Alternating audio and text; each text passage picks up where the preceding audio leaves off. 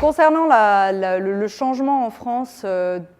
pour le dépistage du cancer du col de l'utérus, la question se pose sur l'utilisation du test moléculaire HPV en dépistage primaire. Il faut savoir que récemment, la DGS a fait une saisine suite à une effervescence médiatique concernant le test HPV moléculaire en dépistage primaire. Et donc cette saisine à l'HAS va permettre de déterminer la position de ce test moléculaire HPV dans le dépistage primaire du cancer du col. Donc il semblerait qu'il y ait des mouvements de ce point de vue-là et vraisemblablement peut-être en faveur de la mise en place du test HPV dans le dépistage primaire du cancer du col. À voir en fonction des résultats de cette saisine qui est en train de l'HAS, qui est en train de regrouper des experts, virologues, anatomopathologistes pour répondre à cette question. Alors, certaines femmes vont développer des cancers liés à HPV et d'autres non, vont clearer le virus spontanément assez rapidement. Alors ça, c'est lié à une variabilité interindividuelle immunitaire qui n'est pas encore à l'heure actuelle déterminée d'un point de vue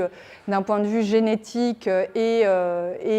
immunitaire propre. Il y a aussi évidemment le fait qu'il faut, pour développer un cancer HPV, que le virus mette en place ces mécanismes de transformation tumorale qui passent notamment par un mécanisme bien connu qui est l'intégration du virus dans l'ADN de l'hôte et donc qui passe par la linéarisation préalable de ce virus-là pour s'intégrer et qui va permettre en fait d'aboutir à une surexpression des protéines oncogènes E6 et E7 qui donc aboutiront à la transformation de la cellule, dans le cas du cancer du col, de la cellule cervicale. La différence entre les techniques de moléculaires HPV de screening et de génotypage porte sur le fait que les premières sont essentiellement des tests qui vont permettre de déterminer la présence d'HPV 16-18, les HPV les plus prévalents, puis s'il y a une positivité entre les différents autres HPV à haut risque oncogène, sans pouvoir déterminer le génotype exact qui est incriminé dans la détection réalisée.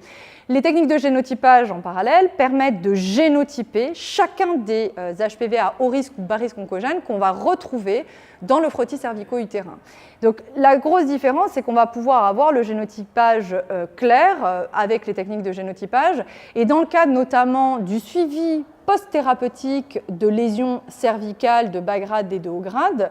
je pense qu'il est important de pouvoir suivre ce génotype et de savoir si le génotype qu'on avait en initial, si jamais on avait une détection positive en post-thérapeutique de ces lésions, si c'est le même que le génotype qu'on a dans ce suivi post-thérapeutique des lésions prétumorales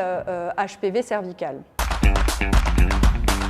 Alors, le rôle du biologiste de demain dans le dépistage du cancer du col de l'utérus, si les choses évoluent et que, évidemment, le test moléculaire HPV est mis en place dans le dépistage primaire de ce cancer, ce rôle va être de plus en plus important, notamment grâce aux tests de détection qui sont assez faciles d'utilisation et qui ne demandent pas forcément une expertise en biologie moléculaire extrêmement importante, à la différence des tests de génotypage qui, eux, sont encore, je pense, affiliés à une nécessité d'expertise en biologie moléculaire importante. Et évidemment, dans le cadre de ce dépistage du cancer du col, l'intérêt de ce dépistage organisé, l'intérêt que pourra avoir le biologiste, c'est justement de faire ce test primaire moléculaire HPV, potentiellement sur des autoprélèvements, qui pourraient permettre finalement de faciliter la détection finalement le retour dans un circuit de dépistage de femmes qui ne veulent plus aller voir leur gynéco, qui ne veulent plus pratiquer de frottis et qui sont complètement sorties de ce circuit de dépistage du cancer du col à l'heure actuelle en France.